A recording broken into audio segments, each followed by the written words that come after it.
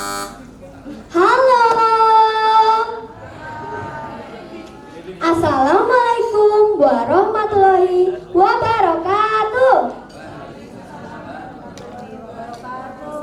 Teman-teman, saya akan bercerita dengan judul Menggibah Misteri Sepak Nunggal. Cerita ini ditulis kembali oleh Tri Wahyuni dalam buku berjudul Cerita Rakyat Jawa Tengah Kabupaten Cilacap yang diterbitkan oleh Balai Bahasa Jawa Tengah tahun 2017. Setiap peristiwa mengandung pelajaran, memetiknya membuat jiwa kaya. Hai semua, siapa yang penasaran? Yuk nikmati ceritanya ya.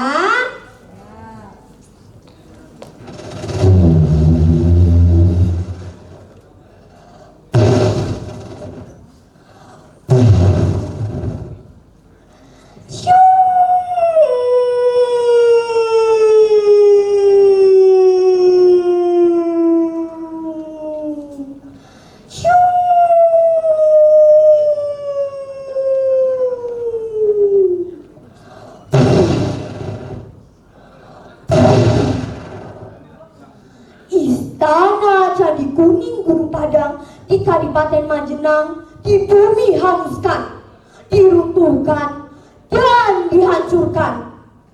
Dengan mata berkilat dan suara penuh semangat, seorang pemuda berseru, "Aku Reksapati, kupimpin pasukan atas perintah Panembahan Senapati. Ini untuk kejayaan Mataram."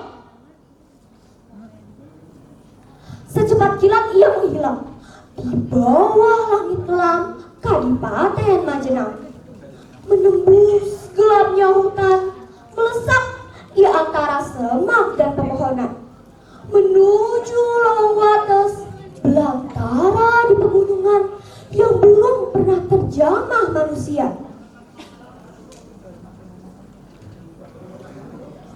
Bubui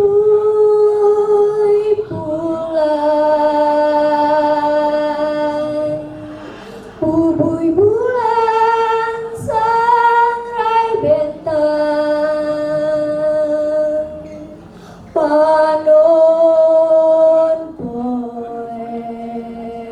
panon poe di sasate. Sayup-sayup terdengar senandung merdu seorang gadis. Tergerak hati, Reksapati mendekati. Menyimak semak dan ilalang, terperanjat ketika matanya menangkap wajah ayunan menawan. Tiba-tiba, "Anak muda, sedang apa kau?" "Maaf Pak Tua, saya Reksapati. Saya jatuh hati pada putri Pak Tua yang cantik jelita. Saya ingin memperistrinya."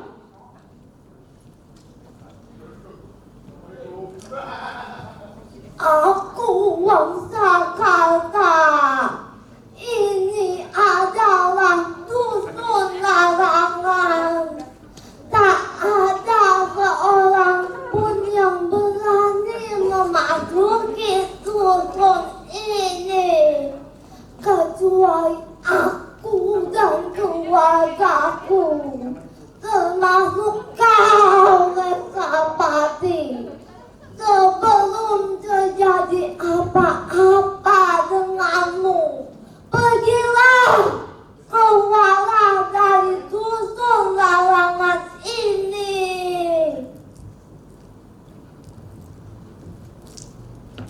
Tidak semudah itu Ki Wangsakarta. Istana Candi Kuning Gunung Padang di Kadipaten Majenang telah lantak. Aku yang menghancurkannya. Kalau hanya menguasai sebuah dusun, apa susahnya begitu juga menikahi putrimu. Dengan kesaktianku, aku bisa melakukan apapun yang ku berpikir sejenak, Ki Wangsakarta pun berkata, "Baiklah Reksapati, akan kuizinkan kau menikahi putriku dengan dua syarat. Pertama, kau harus mengubah dusun larangan menjadi sebuah perkampungan. Kedua, apapun permintaan Ratna padamu harus kau turuti."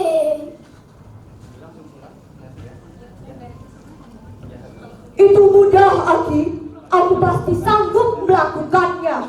Hahaha."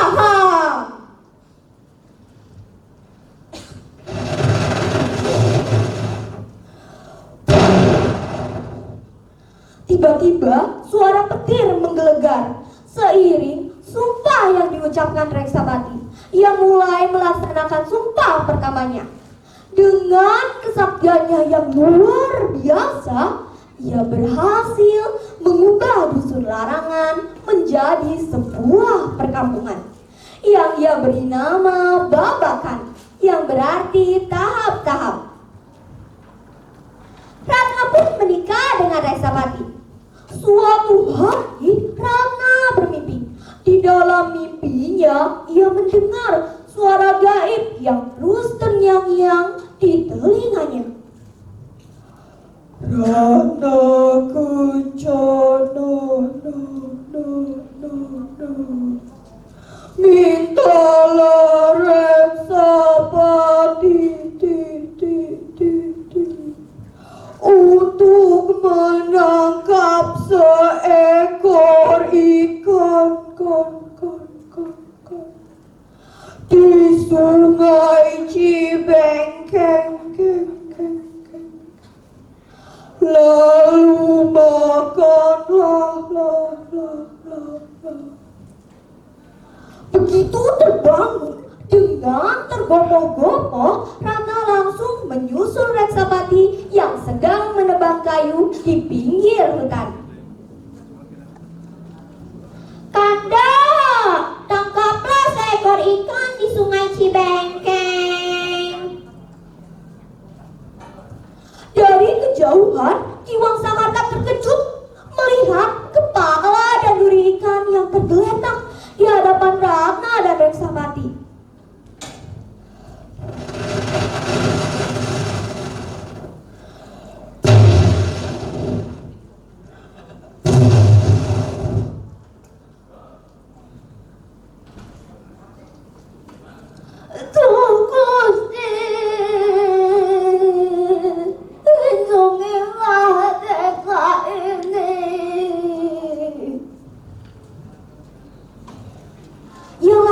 Berlari menghampiri mereka.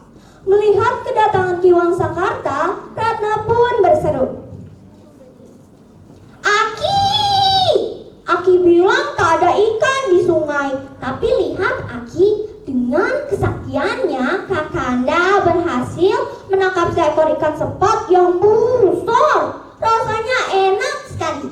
Aki datang terlambat sih, jadi tidak ikut mencicipi." Ki Wangsakarta mengabaikan perkataan putrinya. "Anakku, ketahuilah, ikan sepat itu adalah satu-satunya ikan yang menghuni di sungai Cibengkeng. Larangan bagi siapapun untuk membunuhnya. Kematian ikan berarti bencana dan musibah bagi perkampungan." "Maaf Aki, aku tidak tahu. Aku hanya menjalankan sumpah ibuku untuk menuruti semua permintaan Ratna padaku. Kalau saja aku tahu."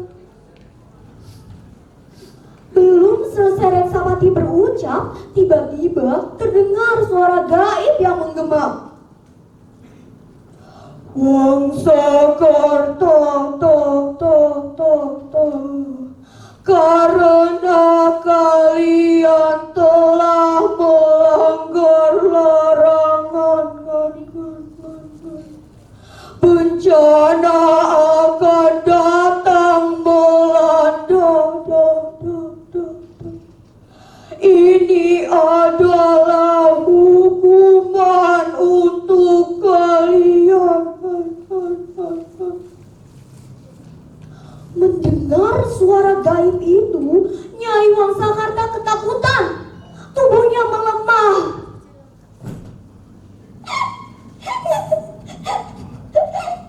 Kasihan warga, mereka tak tahu apa-apa, tetapi harus menanggung cerita. Andai waktu bisa ditolong, mungkin lebih baik susuk ini tetap menjadi dukun larangan. Tak ada dukun babakan, tak pernah ada perkampungan.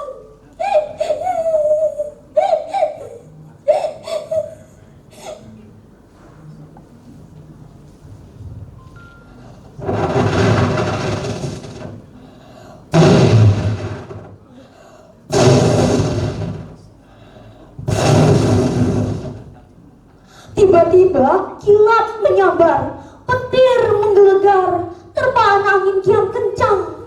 Suasana pun mencekam. Apa yang bisa dilakukan, Aki? Kalau kau sanggup membuat ikan yang kau makan hidup kembali, mungkin bencana ini bisa dicegah. Reksapati mengerti. Ia berlutut, menengadahkan tangan, memohon pertolongan pada Yang Maha Kuasa, mengerahkan seluruh kesaktiannya.